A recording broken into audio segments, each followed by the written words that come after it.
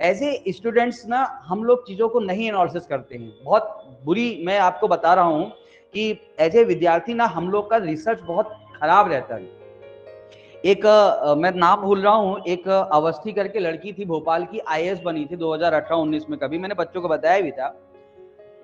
उस लड़की ने बताया, सॉरी लॉकडाउन के बाद वो बनी थी, तो उस लड़की ने बताया थी लॉकडाउन के समय, मतलब वो भेल, भोपाल में भेल में नौकरी करती थी, भेल इंजीनियरिंग कर रखी थी, अच्छी खासी नौकरी थी, है ना। भेल भोपाल पता करो, बड़ी शानदार फैक्ट्री उट्री बनी है वहां पे, उसमें नौकरी करती थी, अच्छी खासी पैकेज में थी। लेकिन उसने आईएएस बनने का सोचा, तो आईएएस बनने के लिए सोच के ऐसे नहीं कूद गई कि आईएएस बनना है, चलो दिल्ली चलते कोई कोचिंग क्लास अटेंड कर लें और जाकर के आईएएस की तैयारी कर लें, आईएएस बन जाएंगे।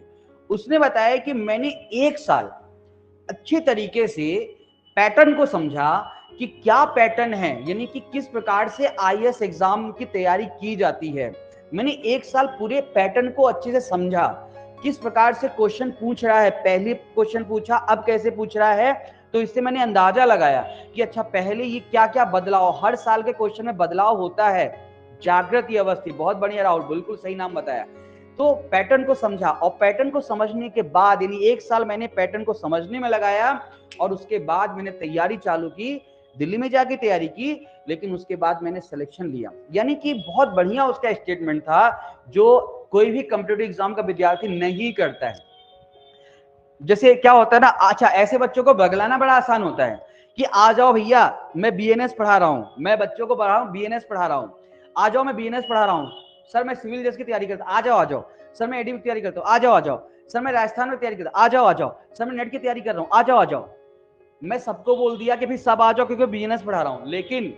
यही बीएनएस तुम नेट में जाओगे उसका लेवल अलग हो जाएगा, यही बीएनएस राजस्थान चले जाओगे उसमें क्वेश्चन का तरीका अलग हो जाएगा, यही बीएनएस पढ़ के तुम यूपी का एग्जाम देने जाओ पसीने छूट जाएंगे, उसका पैटर्न अलग हो जाएगा, यही बीएनएस पढ़ के तुम एमपी में एडीपीओ की तैयारी करने जाओ पैटर्न अलग हो जाएगा, क्योंकि एमपी में एडीपीओ पर कौन तैयार करता है, प्रोफेसर। यही बीएनएस पढ़ के तुम सिविल जज की तैयारी करने जाओ पैटर्न अलग हो जाएगा। और प्रॉब्लम क्या है ना कि इतनी समझ किसको है, इतना समय किसको है, वो सामने वाला पढ़ा रहा है, हम पढ़ रहे हैं, सिलेक्शन कहीं तो हो जाएगा। ऐसे नहीं होता है, ऐसे नहीं होता है ना सर सर सर, ठीक है ना, ऐसे नहीं होता है। उसके लिए प्लान करना पड़ता है, या तो तुम जीवन लगा दो, 8 7 साल 9 साल लगा दो ऐसे ही बेवजह बहते हुए, ये सोचते हुए कि कोई तो किनारा मिल जाएगा। नहीं भाई साहब, ये ध्यान रखना, क्योंकि अभी इस समय नदी का बहाव बहुत तगड़ा हो गया है, अब कोई किनारा नहीं मिलने वाला।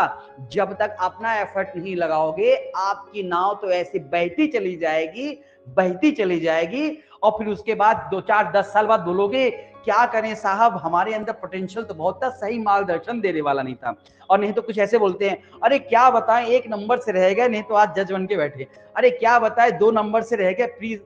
चूक गया, नहीं तो आज जज बन के बैठे हैं। तो ऐसे तो हाल है। अब ऐसे में हम क्या बातचीत करें, ठीक है ना। तो चलिए अभी इसको, और ये ऐसा मैटर है ना जिसमें जितनी बात करेंगे उतनी बात, बस क्या है कि एज ए स्टूडेंट सब ऐसी बातें हम कहीं सुनते हैं, मोटिवेशन लेक्चर सुनते हैं, तो हमारा दिमाग बोलता है हाँ यार ये बात तो सही बोल रहा है टीचर, और उससे हम थोड़ा सा एकदम से वो होते हैं कि अरे हम करेंगे करेंगे, लेकिन जो हमारी जो शरीर की मेमोरी है ना, शरीर, अब भैया जैसे मान लो कि तुम सुबह 10 बजे सो के उठने वाले व्यक्ति हो, रात को जल्दी लेट सोने वाले व्यक्ति हो, कोई दिनचर्या नहीं, शरीर तुम्हारा आदी बना हुआ है। अब मान लो कि मैंने एक दिन लेक्चर दे दिया मोटिवेशनल, तो हो सकता है कि अरे कल से मैं करूंगा, कल हो सकता है कर भी लो, लेकिन कल करोगे तो परसों जो है तो थोड़ा शरीर, क्योंकि